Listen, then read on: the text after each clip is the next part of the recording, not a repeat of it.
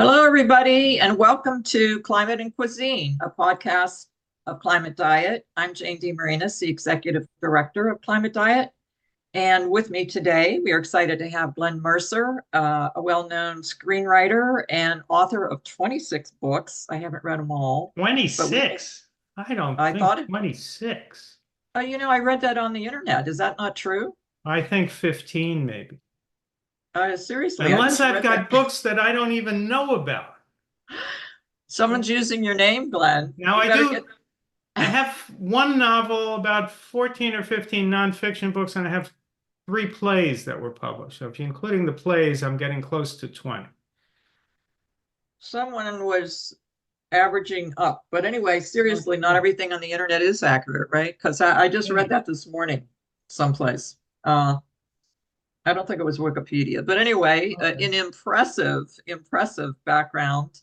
All And right. I love, well, my favorite is Food is Climate. And I think, I told you where I got it. I was at COP26 in Glasgow, Scotland, and they were Mhm. passing it out. And it is an amazing book. And I just reread it about 9 months ago, and it is still an amazing book. So, Glen, I know you've written plays. I've seen one of your plays, You saw one of my, oh, that little one. the little one. Yeah. The little climate play. Well, it was very cool. I mean, you're Thank you. making a huge contribution. I'm a fan of all your work. But why don't we talk a little bit? I love to hear, how did people become vegan or vegetarian, whichever, or reduced meat consumer, whatever you are. I think you're a vegan, but I'm a vegan, proud okay. vegan. How Well, did can I you tell become us, vegan? yeah, tell us your origin story. Okay, my origin story is that there was a lot of heart disease in my family. I never knew my grandparents. Oh, Three were dead before I was born. The other died when I was a young child, mainly of heart disease. And then on my father's side of the family, all the men seemed to die in their 50s of heart disease. wow. And on my Wow. mother's side, when I was a teenager, my two uncles, her two brothers, died, one in his 40s, late 40s, one in his Wow. mid 50s of That's so heart attacks. sad. Yeah. So I figured if I eat the way these people around me are eating, I'm Yeah. going to be middle-aged at 25. And do I want to be middle-aged at 25? No. So I figured, okay, what causes heart attacks? Eating meat. So I'll just cut out eating meat. And I decided I'd become a vegetarian the first day of summer vacation after my junior year in high school. Wow, that's young. Yeah, and I So what, got up like that, 13? What about no, 14? junior year in high school, so I was 17. Okay. So I got up in the morning and I had an English muffin with jam for breakfast, and my old buddy Dave called, and I said, Dave, congratulate me, I became a vegetarian. And he said, that's great, since when? And I said, well, since breakfast. And he laughed at me. And I haven't had meat since then. It's more than 50 years now. So it's a good Wow. thing that Dave laughed at me. And maybe he should just go around and laugh at everybody who becomes vegetarian or vegan, and more people will stick to it. I think it's a good plan. It's a good Yeah. marketing plan, Glenn. Well, But that's a long time. at that point, Jane, I was just a vegetarian. I wasn't a vegan. I don't even know if I'd heard the word vegan at that point. And I had an obese aunt and uncle, and they were very worried about me. They were 300 pounds, but they were worried about me. And they said, where are you going to get your protein? And I took Oh, a yeah. Well, guess. first question, of course. Yeah. So I took a guess. I said, from cheese? And so stupidly, I kept eating cheese Mm. for the next 19 years or so. And I was in my mid 30s when I started to get chest pains. And I thought, oh my God, my genes are so bad that even though I'm a vegetarian, this is so unfair. Even though I'm a vegetarian, my genes are so bad that I'm getting heart disease in my 30s. I'm getting these chest pains. And then I thought about it. I said, why the hell have I been eating cheese? What is cheese? It's saturated fat and cholesterol. That's what hamburger is. So Yes. I'm not eating meat to avoid the saturated fat and cholesterol, but I'm having cheese. So I gave up cheese. I never went to the doctor, never went to a cardiologist, just gave up cheese, never had a pain in my chest again, and I've been fine. Right. And that was We the are, one animal product I'd been eating. So after that, I was automatically vegan. well, I took a similar route myself. My husband and I became vegetarians first, and we did that for like 18 years before. Well, we were slowly and we were almost vegan, but Right. he was vegan he was vegan before me. I was still eating eggs, Hmm. Yeah. but we've been vegan for about 5 years now. Good. But so anyway, it's people have a lot of different routes to get there. That's very interesting. You started so young, but with that family history, I can understand Yeah. that. Yeah. So, I was mentioning the book, The Food is Climate, because I think it's, such a great book. Do you want to talk a little bit about your own philosophy for the connection with the climate? My organization is obviously focused on it. It's narrowly focused. A lot of people become vegans just for the health reasons and don't realize they're helping the planet. And there's a huge impact from animal agriculture. You, of course, know this, but many people just don't. And I think, in particular, people of our generation, you're probably younger than me, but still, they don't think about meat and they don't realize how much it contributes to greenhouse gas emissions. I did a little calculation with my one daughter who is a vegan.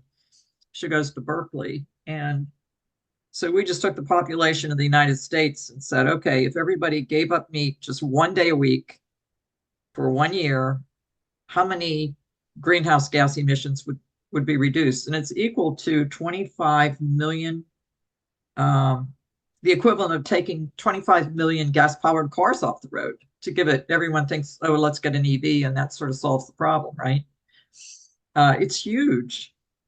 So I don't know if there's a question in here, but maybe you could talk about, do you see progress? I guess I'm getting to, there's a younger generation that's more adept or more in touch with wanting to do something for the climate. But I think older generations just aren't there yet.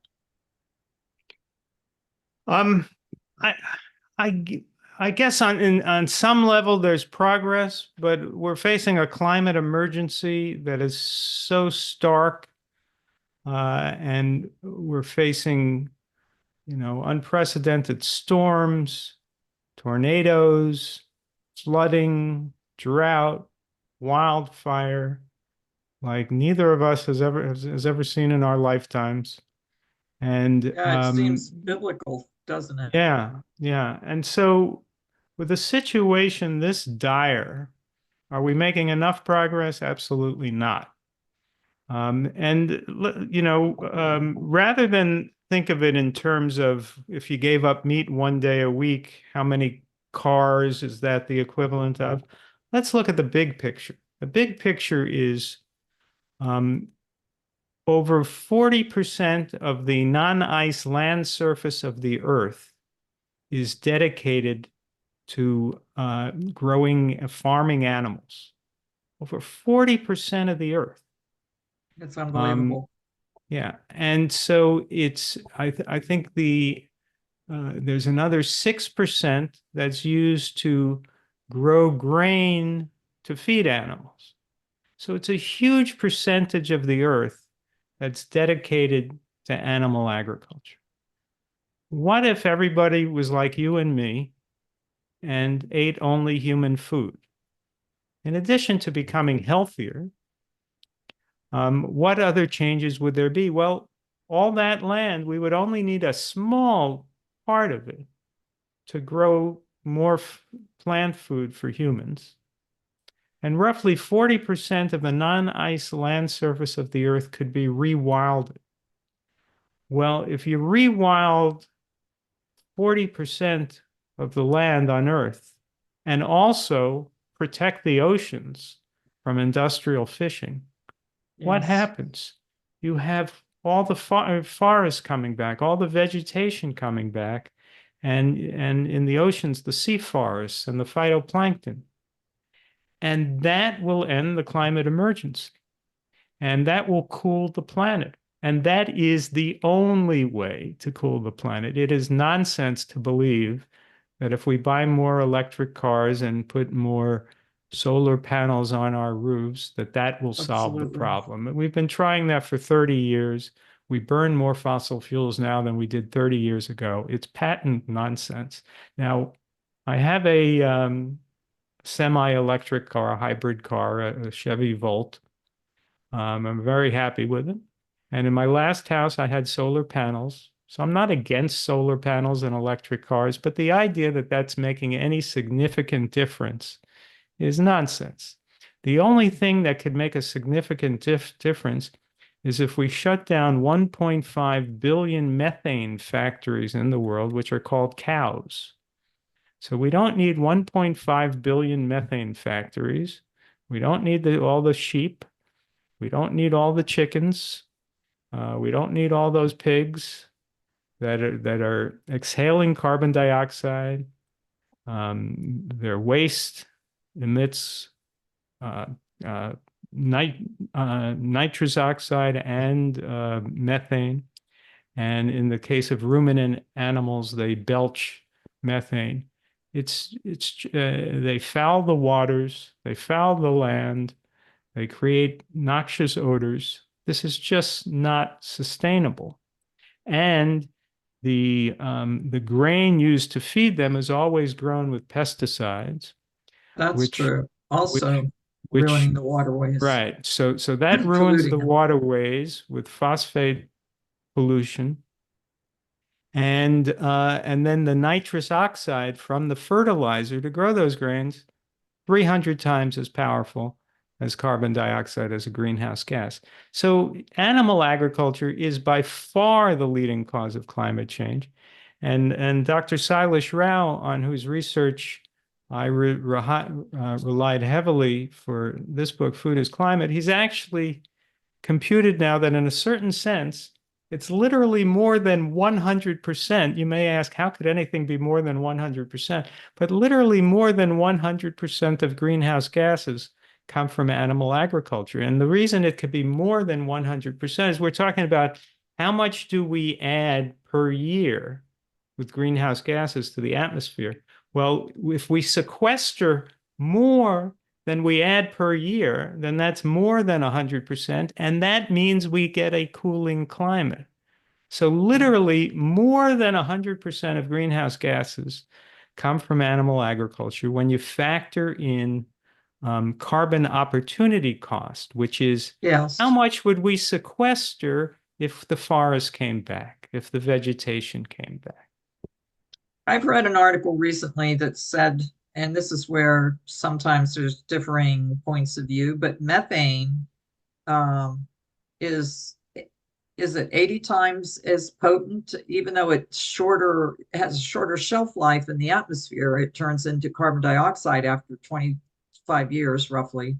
But it's 80 times as potent, warming up the climate 80 times faster than carbon dioxide. And I don't think people understand that. It's horrible. And so the big, as you say, the big place for methane, it's from cows.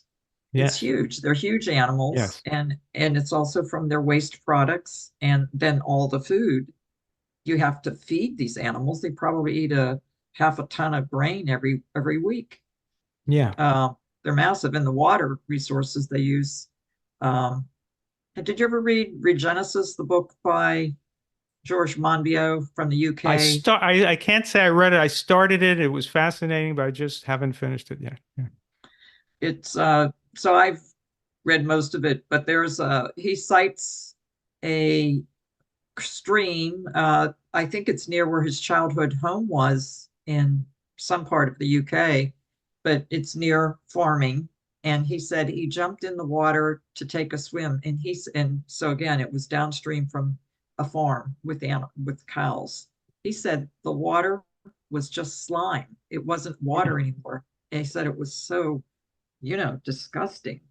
Yeah. And you got right back out. But that's what it's doing to rivers. And I was glad you brought that up because it's not just the environment, the land. It's rivers and streams getting polluted with animal waste, and also when you grow the food, the pesticides. Yeah. Well, very often we hear on the news that there's a recall of, you know, thousands of pounds of beef or chicken or eggs or whatever because of bacteria. And then once in a while, you hear, oh, lettuce or cucumbers or tomatoes are having a recall because of E. coli. So Yeah. some people might say, see, it can happen to the vegetables too. Well, what's E. coli? That comes from the From colon of an animal. Yeah, yeah, So even when there's bad news about lettuce, it's because the lettuce is grown downstream of cows and pigs. So all the bad news is always about the animal farming. There is no such thing as a head of lettuce with a colon. So all the bad news is always from animal farming. And yeah. the And that idea was that we would destroy the planet and have all destroy our climate and have all this global warming in order to give ourselves heart attacks and cancer is just remarkably foolish. It's hard to imagine that people can be this foolish, but they are. I'm glad you brought that up. And you were talking previously about the cooling of the climate from forests. I read some piece recently. I actually testified on trees when I was an officer in my old neighborhood association, so I was doing some research. But they say they cool the temperature by as much as 25 degrees. I had never heard the 25. I'd always heard 10 degrees, which is huge. So if you think it's 100 out, under the trees, it would only be 90, so it wouldn't be bad. Or if it's 25 degrees, it might only be 75. I mean, talk about an air conditioner that's Yeah. so good for you, since it's also putting out fresh carbon dioxide, Well, CO2, look, when it's a hot fresh sunny day, oxygen, rather. on a hot sunny day, where do you like to walk? In the shade, right? So Yeah, that's one reason trees cool things, but also they're sequestering carbon dioxide from the atmosphere. right. And And when we talk about the climate emergency, and we have all these activists like Al Gore who always talk about emissions. Well, we have to talk about it's like dealing with a budget. When you deal with a budget, you have expenditures and revenues. And we're perpetually in a deficit in the United States. And one party will say, we have to cut spending. And the other party will say, the Democratic Party, we need to raise some revenue. And usually they'll say from raising taxes on the rich or increasing capital gains taxes. Well, the last time we had a surplus, it was under President Clinton, and he actually did both. He cut spending and he raised revenue. So the solution here is if we cut spending, and you cut spending if you eliminate animal agriculture, because there's all that methane and nitrous oxide and carbon dioxide going into the atmosphere from animal agriculture. But at the same time, when you rewild that land, you increase revenue. The revenue being the sequestered carbon dioxide turning into wood, turning into trees, turning into vegetation. So there's a solution that does both things at once. End animal agriculture, you cut the spending, you increase revenue. Now, what about solar panels?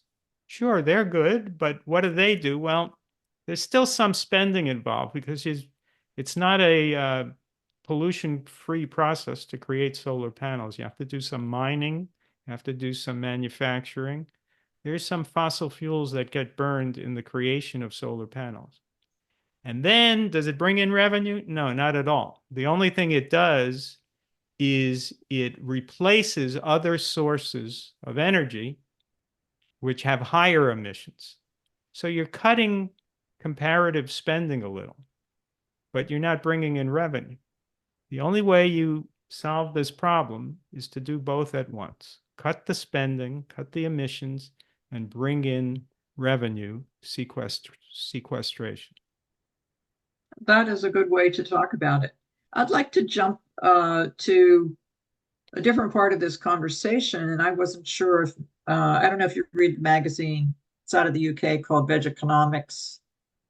It's focuses a lot on business, and Europe is just ahead of the United States by any stretch in terms of people becoming vegan, probably because they have so much less land than we have here. So they have to, pay more attention to, can you have cows? I think they are bigger on sheep actually. But there was an article in the magazine, it just came out maybe 3 or 4 days ago, saying that 1,200 health professionals and 24 organizations call on their National Health Service to offer default plant-based meals in hospitals in the UK. So it's a huge step forward. I think we're a long way from something like that here, but it's a step forward, for the world. It's awesome. I like to know more about what they did. I'm not sure if you saw that or not, but it'd be worth taking a look at because it could be a way for us to do some more advocacy here with our own medical profession. And I think if you want to talk about that, I think a lot of doctors don't get training. More than 4 hours of training in nutrition is what I tend to hear. So you have so few doctors really understanding, I think, plant-based eating. Yeah. Well, would you like to comment on that? Not only the default meal, the only meals that should be served in hospitals should be healthy plant-based meals. And the same thing in schools, and the same thing with the army. And we shouldn't be poisoning our soldiers with hamburgers and hot dogs. And what about prisoners? If I were running for office, I would say, why are we wasting all this money giving meat and cheese to criminals? They should only get whole grains and fruits and vegetables and plant-based meals. We shouldn't waste money on giving them sirloin steak. So if we did that, all the prisoners would get healthy. Maybe it would help turn their lives around. Maybe if we could get all the prisoner population healthy, people say, hey, maybe we should do that for our school children too, and people in hospitals. So maybe it'll be easier to get started with the prisoners because we could make the case that we shouldn't spend so much money on them to give them cheese and meat. I like your plan. Eric, you probably remember Eric Adams, maybe 2 or 3 years ago, 6 hospitals in New York since he was the mayor. He used plant-based medicine basically to treat chronic diseases in 6 public hospitals in New York. So that was a start. I don't know. I haven't heard of any more hospitals doing it, but we got a good mayor on the vegan side, but then he got himself in a little bit of trouble. So right. But I applaud that effort for sure. Yes. Glenn, it's so great to have you. Before we wrap it up, can you just bring up if you'd like to, bring up any things that we missed that you'd Well, I've started a podcast. If people could find me on YouTube at the Glen Merzer Show. And I have my website, which is just my name, glenmerzer.com, 1 N in Glen, MERZER.com. And always working on the next book. Does it have a name yet? Or a time frame? That's a trade secret. Oh, okay. Yeah. And should we expect it in 2025? No, I think it'll be 2026. Okay. Publishing companies are a little slow. Well, Glenn, it's so great to have you back. I think you were here, I'm not sure when, but sometime in the past year we started this, and it's a thrill to have you back. And thank you for the great work that you are doing and trying to get this message out, and with your astute comments and your great work in writing about this. And as soon as I move to my new place, I'm going to get My Food is Climate back out and read it again. All right.